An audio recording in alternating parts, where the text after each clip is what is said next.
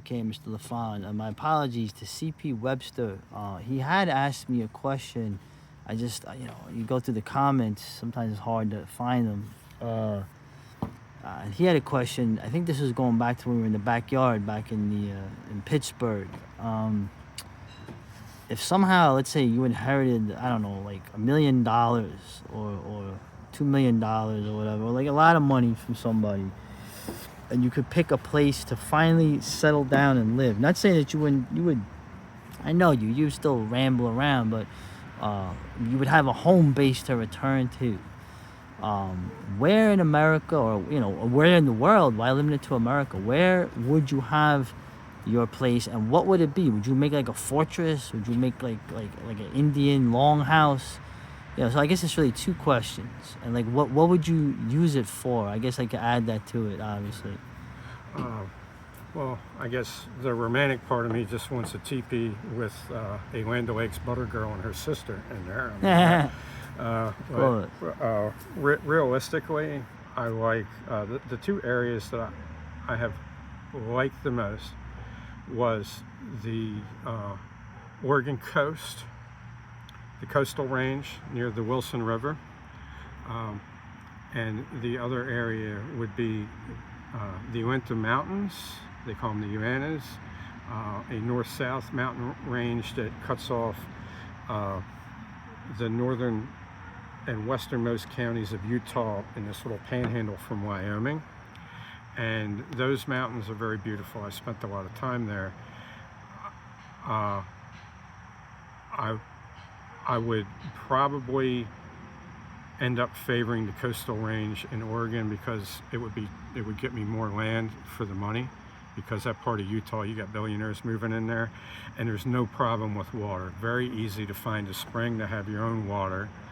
I'd like to have, if I actually had a place, I actually wouldn't want to be alone. I'd like to have a couple of dudes live there, like to take care of the place when I traveled. Okay, particularly probably a brewer or distiller. You could have nice water so that you can make whiskey and beer. Oh man! I'd like to have the place self-sustaining. Have these guys have a couple of chicks, girls, so that they could take care of like the chickens and the goats and stuff like that. So I'd want, like maybe 5 acres, so you'd have enough eggs for a household of like 6 people or something. And then I'd like to travel, and then when I came back, maybe I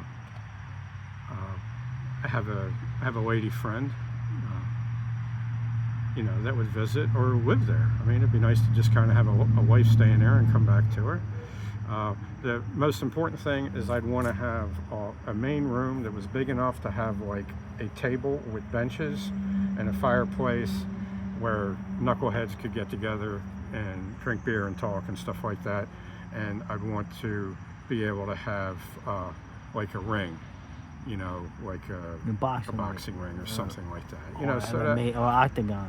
Yeah, that's about it. Just something that I would want like a Nordic style hall, really. Okay.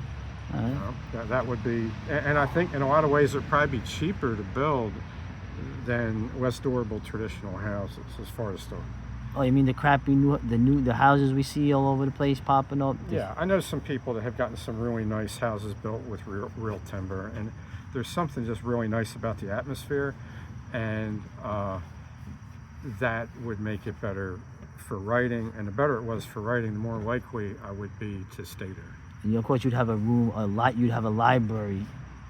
Yeah, well, that was, my dream when I was a slave was to just buy that little brick row house I was trying to buy and have the boys' room after they moved out just stocked full of books. I mean, that was kind of the extent of my ambition. Those books ended up going to the dumpster. Yeah, remember that. Remember that story. That was pretty. When I became the renter of a single room and had to move by bus. Well, now you have books in many different people's homes all across America. Yeah, well, that's some place with books where you could read, when I stay in Colorado. I get to read by a fireplace. Oh, all right. Okay. So there you go, C.P.Webster. There's you go. And Hey, hey, young lady. How you doing?